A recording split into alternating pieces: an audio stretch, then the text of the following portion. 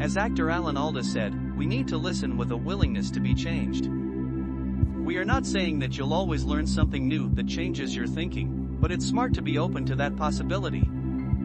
At least, you'll learn what's on the mind of the person who is talking to you. When listening, your job is to clearly understand what the speaker is trying to convey until he has fully made his point. When the other person has the greater need to talk, you listen. When you have the greater need to talk, you talk. The floor is yours, and I'm all ears. The most common mistake people make is to think that the secret to good conversation is to be interesting. It is not. The secret is not to have interesting things to say, but to be interested, genuinely interested, in the person you're talking to and to show it. When you are visually focused, you tend to be more mentally and emotionally focused. Increase the listener's access to information. Your success at work is highly dependent on the information you receive, and being fully engaged in your conversation increase the amount and quality of information coming to you. Good attending invites the speaker to go deeper into the conversation and to share more valuable data. Attention.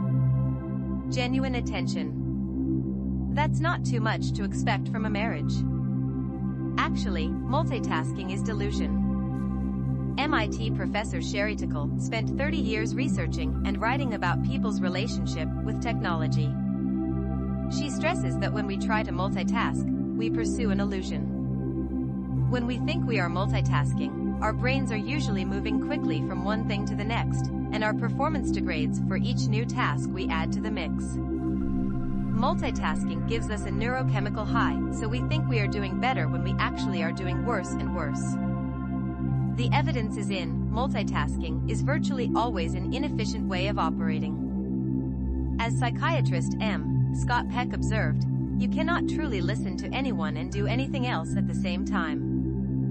And, as already noted, attending to one's digital device instead of focusing on the person you are with shallows the relationship. 4. In the United States, the typical conversational distance between friends is 2 to 4 feet.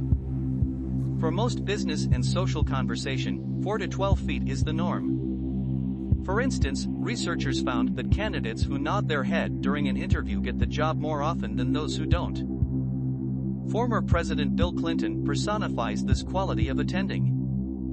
Someone who observed him at several public forums says whether you were a head of state or a bell clerk, when you were talking with Bill Clinton he acted as if you were the only person in the room. Every fiber of his being, from his eyes to his body language, communicates that he was locked into what you were saying. Here is sampling of encouragement words, phrases, and sounds that contribute to the speaker's sense that you are paying attention to and are involved with what she's saying. I see. Got it. How about that? Wow. Unbelievable. My goodness. Really? Yeah. You betcha. Go on. No kidding. Sure. Oh. No way. Tell me more. The important thing, said Einstein, is not to stop questioning. Curiosity has its own reason for existence. Leadership experts Warren Bennis and Bert Nanu's write, successful leaders, we have found, are great askers, and they do pay attention. Less is more is a useful guideline when it comes to asking questions.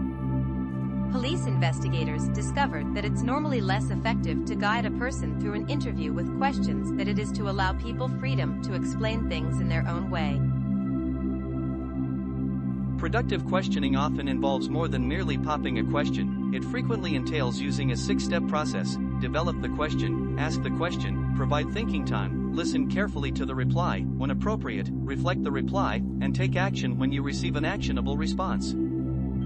Two-time Pulitzer winner David McCullough, an outstanding questioner, says, "It's much more important to listen when you are interviewing than to worry about what questions to ask."